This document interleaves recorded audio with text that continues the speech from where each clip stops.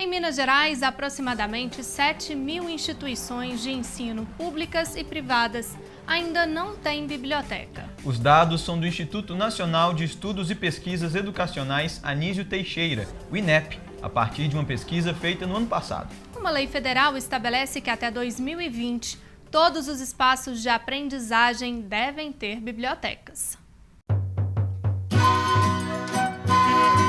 Em cada capítulo, ansiedade pelo desfecho. Em cada página, uma nova emoção. Os olhos brilhantes revelam linha a linha o pertencimento ao livro, como se o leitor realmente fizesse parte da história.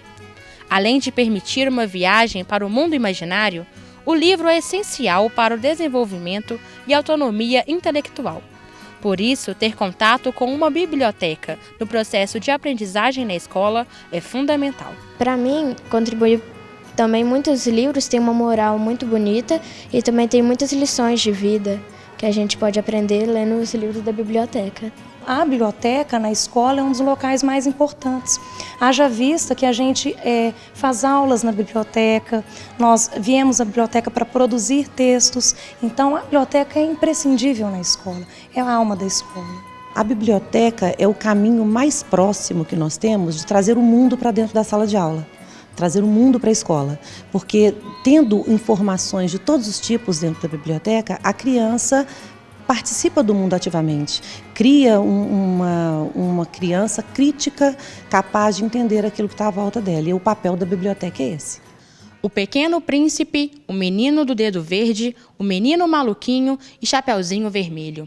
Estes livros fazem parte do acervo de uma escola aqui em Belo Horizonte, que conta com 27.000 exemplares. Mas esta não é a realidade de muitas escolas mineiras.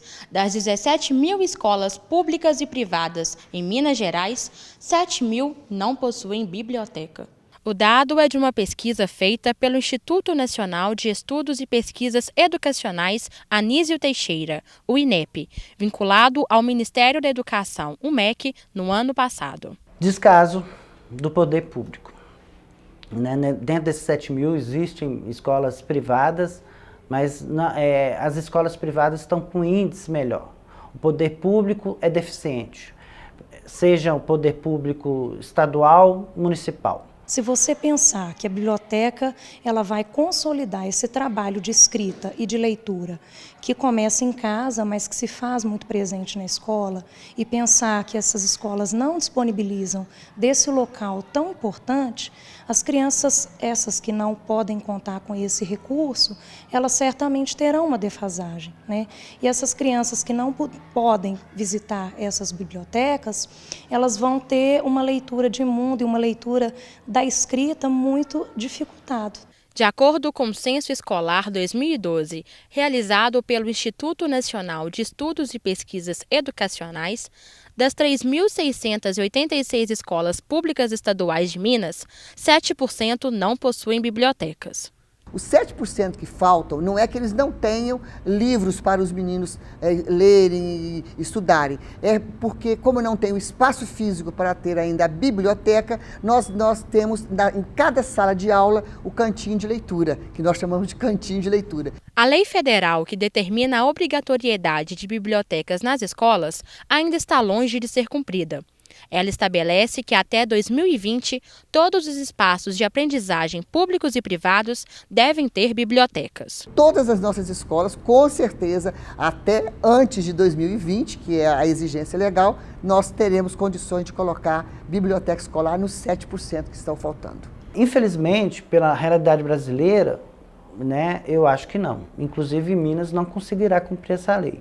Além disso, a lei exige que se tenha um livro para cada aluno matriculado na unidade de ensino.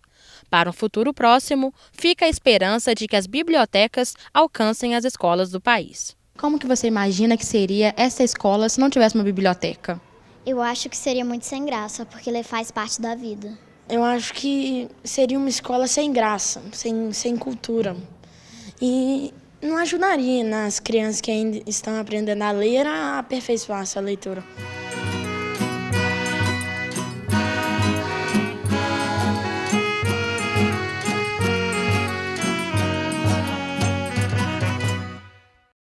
Em setembro é comemorado o Dia Nacional do Doador de Órgãos e Tecidos. O tema motiva discussões entre potenciais doadores, pacientes que precisam dos transplantes e as famílias. Atualmente, em Minas Gerais, 2.860 pessoas estão em espera de transplantes. No Brasil, o número de doadores aumentou mais de 50% nos últimos 6 anos, mas ainda há um longo caminho a percorrer. Não é mesmo, Simone? Pois é, Jonas. Para saber um pouco mais sobre esse cenário, eu converso agora com o Dr. Charles Simão Filho, diretor do Complexo MG Transplante. Doutor, obrigada por me receber para essa entrevista. Obrigado. Bom, até agosto desse ano foram realizados 1.333 transplantes. E nos últimos 10 anos a gente percebe uma evolução, né, nesse cenário aí dos transplantes. O que configura, então, essa evolução? A Central de Transplantes de Minas Gerais, nos últimos 6 anos, até dezembro de 2012, foi a central que mais cresceu no país. Nós tivemos um crescimento de mais de 300%, na verdade 353% de taxa de crescimento, e isso se deve a vários motivos. Primeiro, transplante é uma vontade da sociedade. A sociedade, quando ela acredita e quando ela quer, existem transplantes. Então, cabe à central, a sua missão, a sua função principal é mostrar às pessoas que o transplante é uma técnica médica excepcional que permite àqueles que recebem órgãos uma nova vida, muitas vezes, e no mínimo uma qualidade de vida completamente diferente, muitas vezes o retorno ao trabalho, a reinserção social. E, felizmente, nós fomos bem-sucedidos nesse período. Nós conseguimos fazer com que a sociedade mineira fosse uma das sociedades mais proativas com o transplante. Também, até no ano de 2012, nós tivemos o maior número de famílias que disseram sim após a presença de um doador com o teste de morte encefálica concluído, chamado doador efetivo. Isso mostra que a sociedade mineira é muito comprometida com o transplante. O maior mito é em relação à morte. Morte encefálica é igual à morte, não existem duas mortes.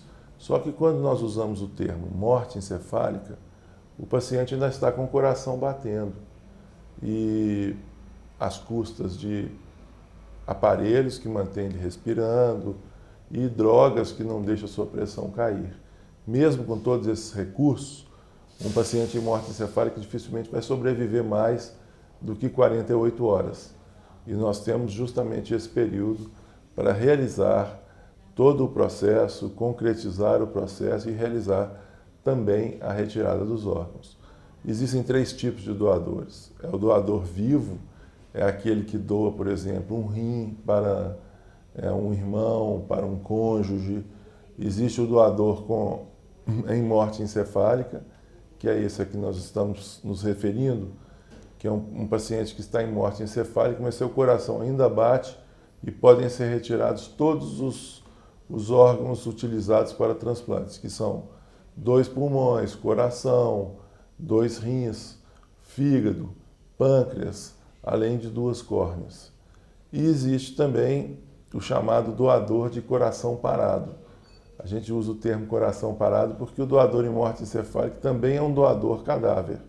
Então, os dois são mortos, na verdade. E o doador de coração parado ele só pode doar alguns tecidos, como, por exemplo, as córneas e a pele, não podendo doar órgãos sólidos. E a pele, muitas famílias também, né, doutor, tem uma certa resistência, porque acham que vai desfigurar o corpo no momento lá para velar. E isso também é um mito, né? Também é um mito. Na verdade, a pele não vai desfigurar um corpo, porque a maior parte da pele é retirada da coxa e das costas. Então, isso não será visível, entendeu? O que tem causado um certo desconhecimento nas pessoas, até pelo fato de algumas notícias não terem sido veiculadas de forma conveniente, que depois a confusão entre morte encefálica e coma. Morte encefálica não tem nada a ver com coma. Morte encefálica você começa a fazer o diagnóstico de morte encefálica após um coma chamado Glasgow 3, que é um coma profundo e que dificilmente é reversível. Ainda assim, você faz 2 testes, você leva cerca de 6 a 12 horas para concluir esse diagnóstico, faz esses testes, faz ainda um exame de imagem, que é tipo um eletroencefalograma, ou um ultrassom, ou ainda uma arteriografia, e só aí que esse paciente é declarado como portador de morte encefálica. E só aí as famílias serão procuradas e abordadas. Para a gente encerrar então, doutor, as famílias, elas são muito importantes nesse processo, porque não adianta simplesmente a pessoa querer ser doador. Depois que ela morre, por exemplo, a decisão cabe à família. Isso por lei, é uma decisão da família.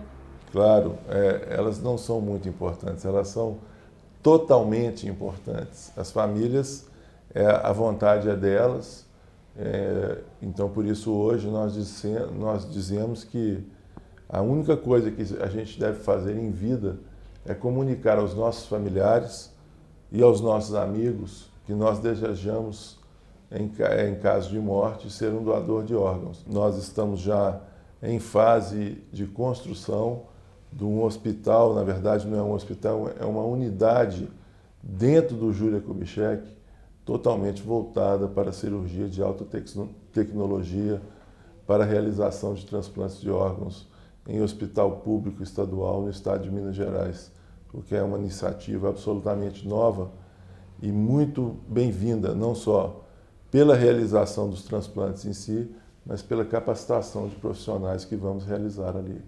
Ótimo. Doutor, muito obrigada por essa entrevista e pela disponibilidade em nos atender. Valeu, muito obrigado. O Revista vai para um rápido intervalo, nós voltamos daqui a pouco.